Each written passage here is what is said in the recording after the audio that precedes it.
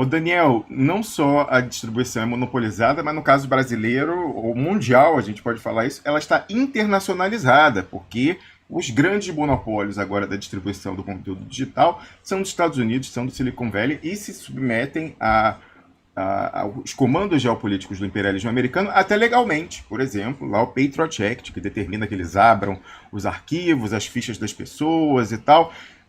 Explica se há uma diferença entre a gente ter um monopólio midiático como era a Rede Globo. Obviamente que ela atendia a interesses antinacionais, mas ela tinha alguma agência, alguma contradição entre a ordem do imperialismo e como ela chegava na ponta, através da novela e tal. Há uma diferença, a gente pulou da frigideira para o fogo? Pode-se dizer que sim, né, Romulus? E essa operação é muito sofisticada, eu queria chamar a atenção para isso, porque se nós observarmos um padrão de internacionalização da economia que vigorava nas décadas de 50, 60, 70, ela vinha com o pacote pronto, o pacote fechado de uma empresa estrangeira que se instalava num país, né? Nós temos o caso clássico das montadoras no Brasil, e que vinham controlar o setor mais dinâmico da economia.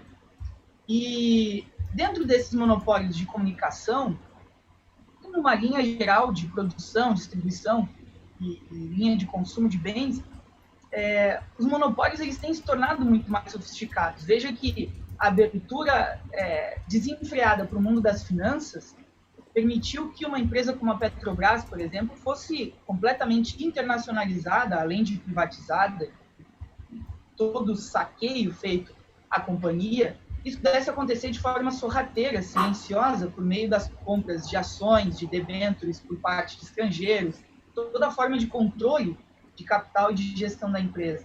E mesmo as produções audiovisuais, eu diria, é uma escolha muito difícil, né, dizer se eu prefiro o monopólio da Globo ou do Netflix. Eu não quero nenhum dos dois. Agora, pior do que isso, é forjar uma concorrência entre as duas que não existe. Ou seja, esse monopólio que vem desde os Estados Unidos, ele começa a atuar também de forma muito sorrateira, muito habilidosa, fazendo acordos com as produções midiáticas locais para dar um verniz de produção nacional a algo que é internacionalizado. Desde o roteiro, a produção, a todos os custos envolvidos, não se tem nada de brasileiro genuinamente. Eu pego aqui um exemplo bem rápido a respeito desse último filme que saiu, produzido pela Netflix, na biografia do Sérgio Vieira de Mello, aquele diplomata brasileiro que esteve no Iraque, participou também do Timor, de missões diplomáticas.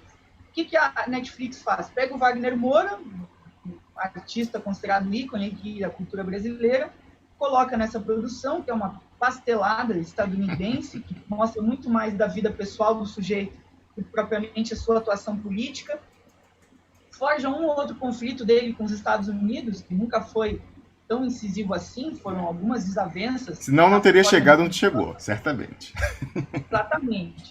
Portanto, vejam como isso vai se tornando mais sofisticado, porque parece uma produção local. Tal como Netflix vem fazendo um revisionismo histórico gigantesco, tocando, por exemplo, em sujeitos como Simão Bolívar, como Trotsky, passando por vários ícones históricos e fazendo parcerias com produtoras locais, mas tudo isso absolutamente pasteurizado no modelo de Washington. Então, nessa revisão, o que nós vemos é, por exemplo, um revisionismo histórico destinado a precisamente duas coisas.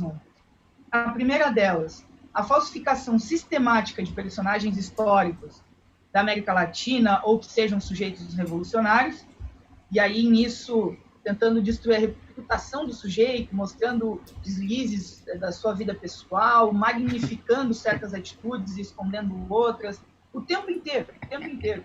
E a mesma coisa, nessa mesma linha, significa dizer o seguinte, olha, teve uma luta lá no passado, ela foi muito bacana, foi muito legal, mas não vale tentar repetir porque vai dar errado.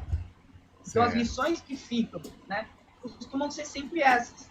Então, não tente ousar fazer o que esse sujeito fez, porque ele se deu mal. Então, fique em casa, cuide da sua vida, toque a sua vida, não tente ousar, não tente ser um subversivo ou um revolucionário.